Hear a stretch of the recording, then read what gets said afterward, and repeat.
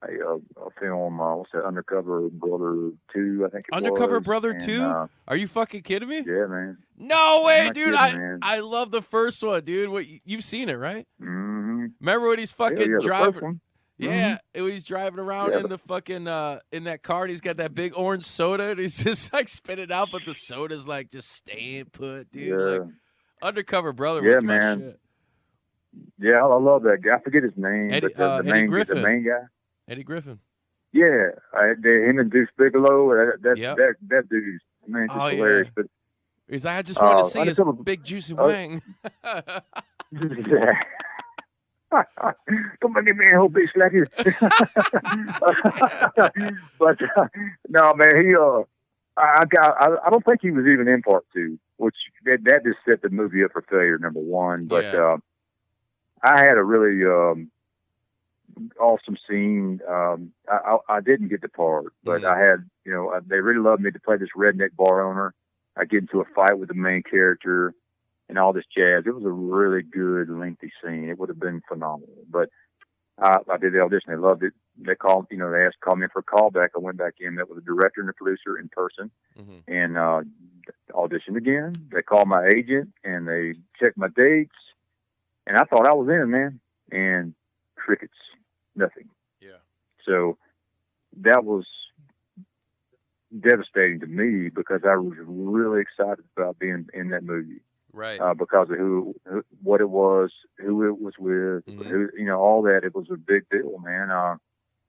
Lionsgate Entertainment. Yeah. I mean, it was Lionsgate's huge. it was a huge, man. I mean, so with John Capp, he's probably had a few more. I know he had one big letdown from Right Along too, where they cut all the stand footage out. So he might have not even been in there.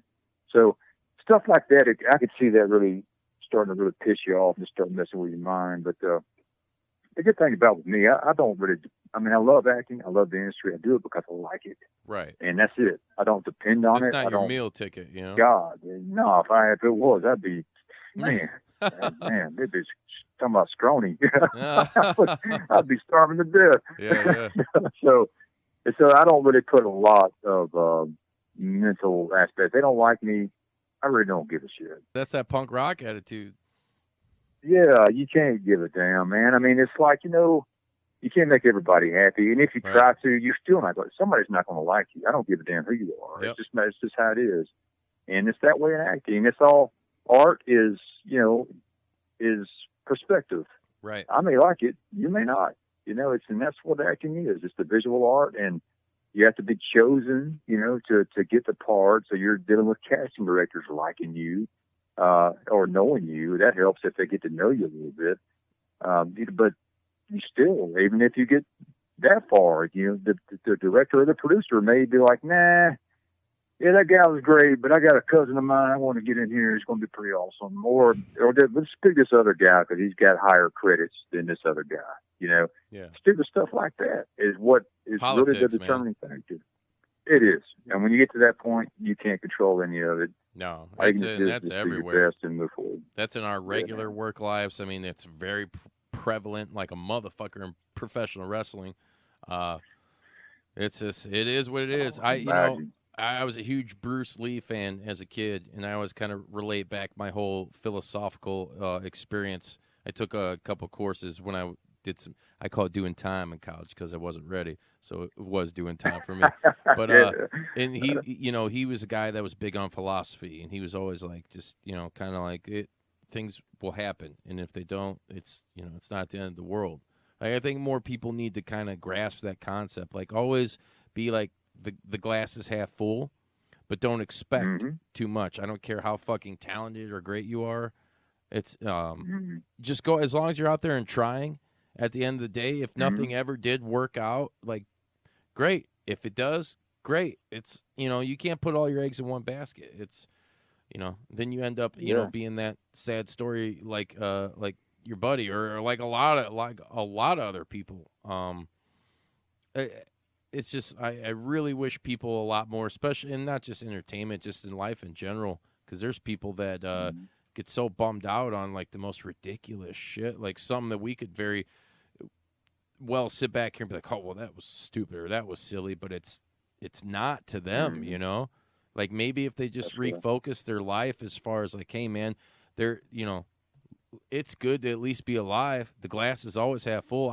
Here's the thing. I will fight my ass off to get this show off the ground and do the best I can. But guess what? If it doesn't happen, you know what? I did my damnedest, and I'll move on to something else. Right. You can't let one thing defeat you. And unfortunately, I think there's a lot of that with people out there. And now I could sit here and judge, is there counterproductivity for that? Is there help for that? I mean, I think, yeah, there is. There's hotlines and stuff you can call. But at the end of the day, it's just people grasping the concept, you know. Some people can get it. Some people can't, man. It's life. Like I said, if you ain't wearing a cup, it's going to kick you square in the dick. You know, there's another saying out there I heard recently. I thought it was pretty cool. It's, you know, you're exactly where you want to be. Yeah.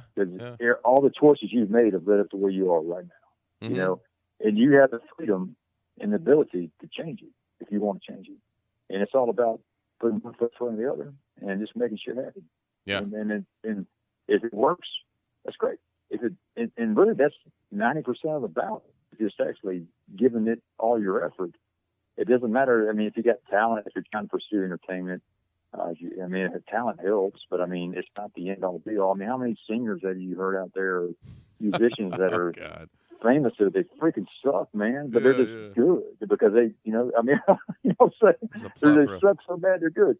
Like I that won't dude name from any names if Disturbed, anybody hears this, but he's not good. You don't. You know what I'm saying, man? It's you know, it's one of the things, and guys really pushed through and and just didn't take no for an answer. And that's what it's all about. And just just stay the course and work the ass off. You know. Yeah, the cream always rises to the top. Oh yeah. That's right. And the wrestling, you know, wrestling industry. I don't know the ins and outs, but I saw a movie recently with The Rock in it, Dwayne Johnson, and it's about that family from Europe that. The name. It was about Paige and her family. I forget their last name, but yeah, the British family. Yeah. I really enjoyed the movie. I didn't know the industry was kind of the way. I mean, I know it's a lot of that's a little fabricated, but I mean, I'm sure it's kind of molds around what it's sort of like to be out there on that stage and being part of the WCW or whatever. Or WWF, I guess, in that case. Yeah. But it kind of reminded me of acting, the whole process of all that, you know. The grind. Those guys who pursue wrestling, they're just crazy. That's just crazy. How crazy is it, though, that, you know, as we're talking wrestling for a sec, one of the premier guys in the late 90s, early 2000s, like the top guys in the wrestling business, just ended up being what Hollywood needed and wanted and what everybody wanted as far as an entertainer and just a personable guy. Like Dwayne Johnson he's fucking electrifying, man. I mean, he is that gimmick. He's what's your take on that? Yeah. Oh, The Rock, man, he's great, man. He's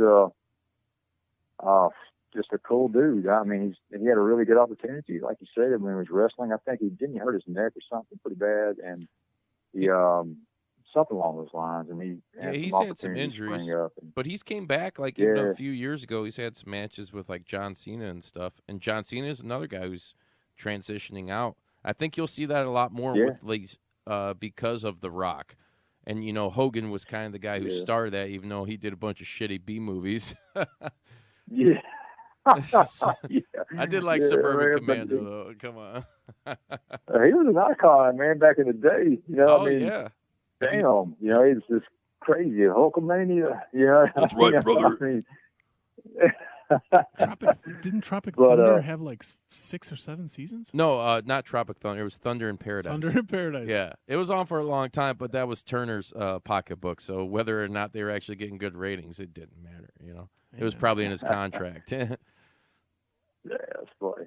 Yeah. Well, The Rock, though, he's you know, one time I did some background work early on when I started acting, and I was on what's that, Fast and the Furious? They shot that here in Atlanta.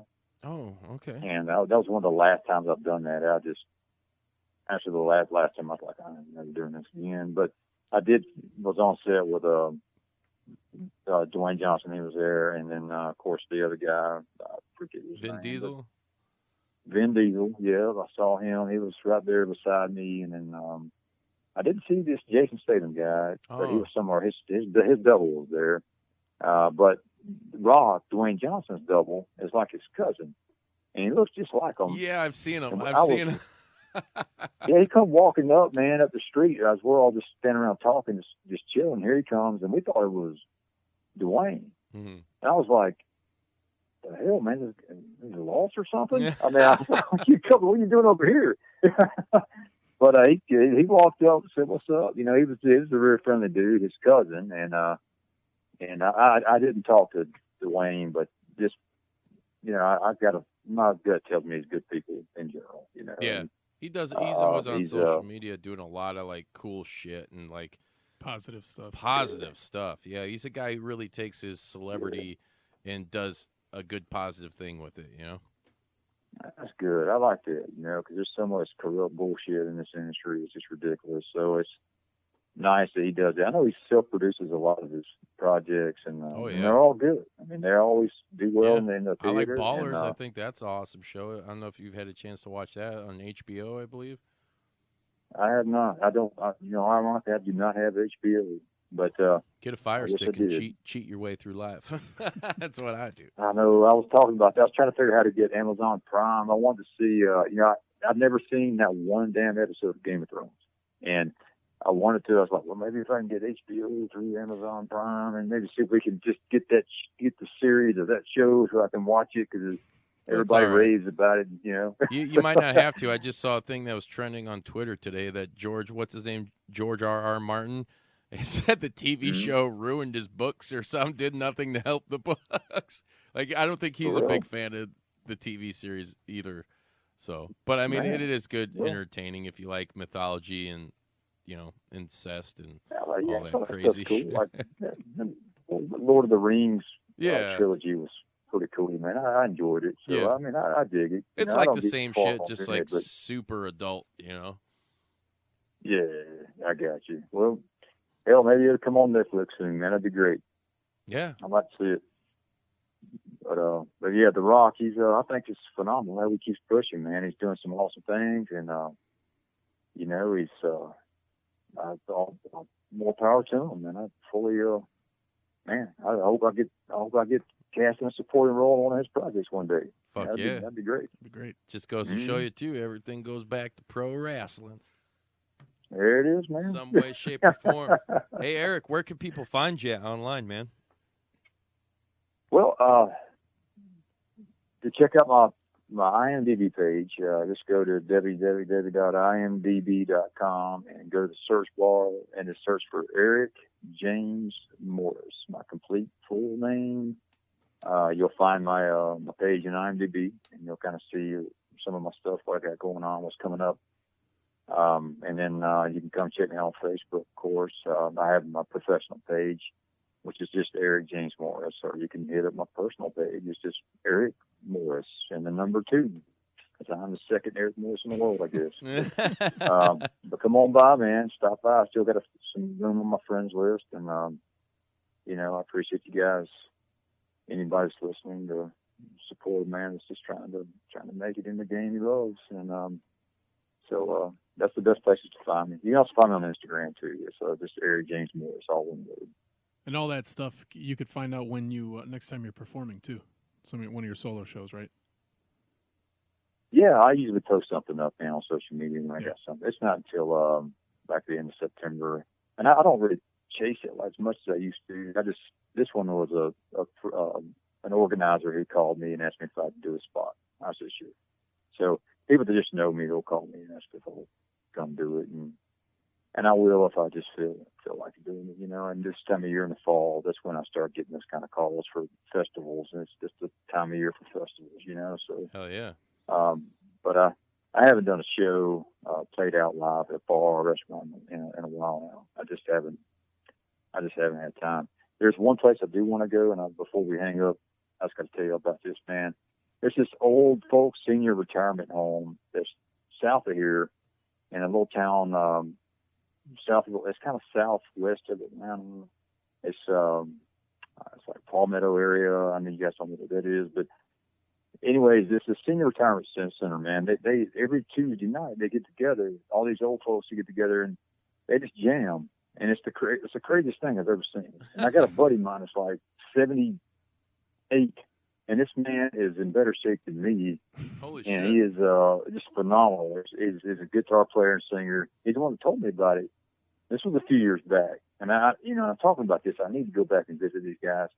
But anyways, it reminds me of what Grand Ole Opry would have been like maybe back in the when it started. It's this guy sitting up there with guitars, fiddle, or somebody with a stand-up bass. Somebody might show up with a banjo or a mandolin or something, and you just get on the list and you get up there. You tell them guys kind of what you're doing. They don't know it; those kind of fall in, and you perform. You do your thing, and I've seen magic happen in there, man. I mean, it's just like I'm like, man, this is great. I mean, some of the best times I've had doing that crap was at that place.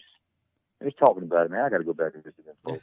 But I'm telling you, man, it's the craziest thing. The little things like that, is what stands out the most. Yeah.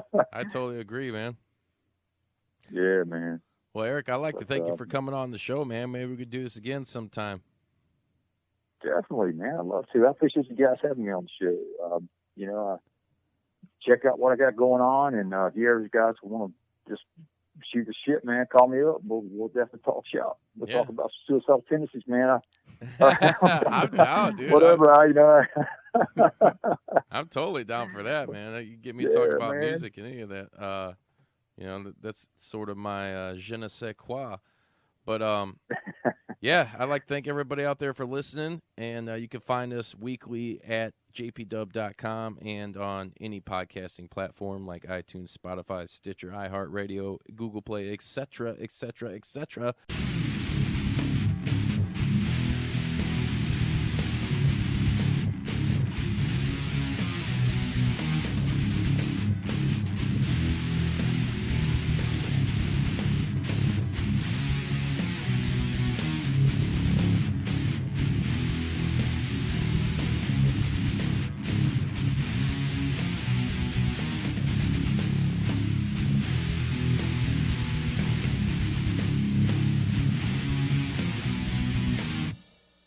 If you like that video, then please hit subscribe and share with all of your friends, and continue to support the JPDUB podcast. We're all over the place on all podcasting platforms for your stimulation.